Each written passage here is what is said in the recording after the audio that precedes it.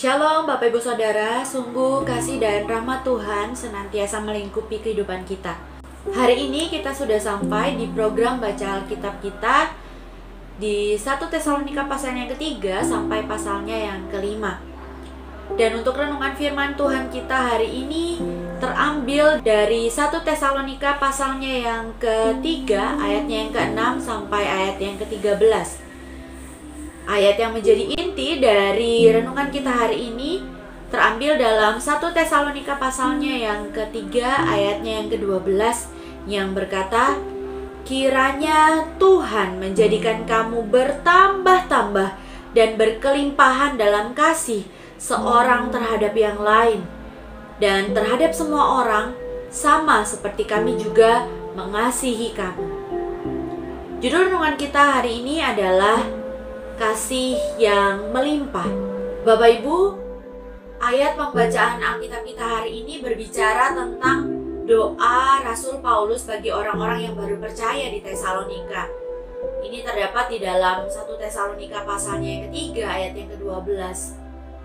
Paulus sudah pernah mengajar mereka tentang Yesus Kristus, tetapi Paulus harus meninggalkan mereka tiba-tiba karena terjadi keributan di kota itu.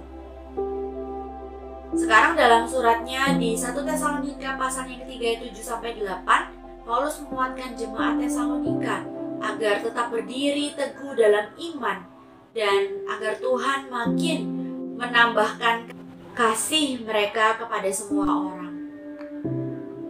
Bapak Ibu Saudara, bicara tentang kasih, saya teringat dengan 5 bahasa kasih yang ada dalam buku yang ditulis oleh Gary Chapman.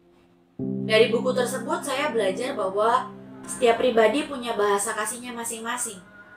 Ada yang bahasa kasihnya adalah waktu yang berkualitas. Ada pula yang bahasa kasihnya dengan memberi sesuatu atau memberi hadiah.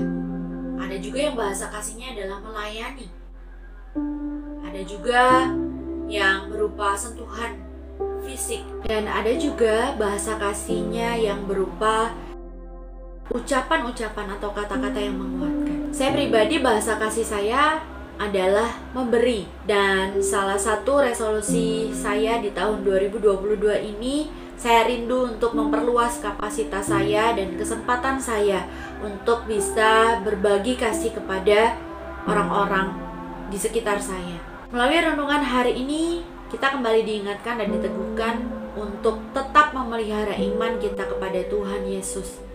Sekalipun di tengah tantangan, kesulitan, ataupun keterbatasan yang kita hadapi, entah itu dalam pekerjaan, dalam pelayanan kita, maupun dalam kehidupan keluarga, atau dalam kehidupan pribadi kita dapat meminta kepada Tuhan agar Ia memperluas kasih-Nya di dalam hati kita dan menolong kita juga untuk memanfaatkan kesempatan-kesempatan yang baru yang ada di depan kita untuk kita boleh semakin mengasihi sesama. Berkelimpahan dalam kasih tidak berarti kita harus berkelimpahan secara materi untuk kita bisa berbagi kasih dengan orang lain.